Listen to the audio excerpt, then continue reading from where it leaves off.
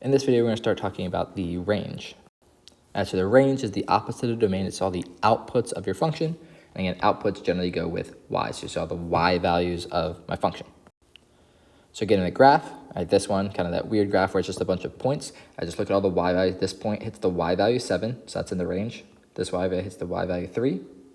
Point hits the y value -1, -4, and -7. So those are my pieces of my domain, because those are all the y values that my points hit.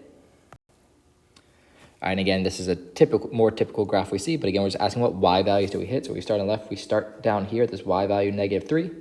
We're starting to hit all the y values above it. We kind of peak here at the y value 4, and we start working our way back down. So we're hitting some y values again. So our lowest y value, the lowest part of our graph, you can see is down here at -3.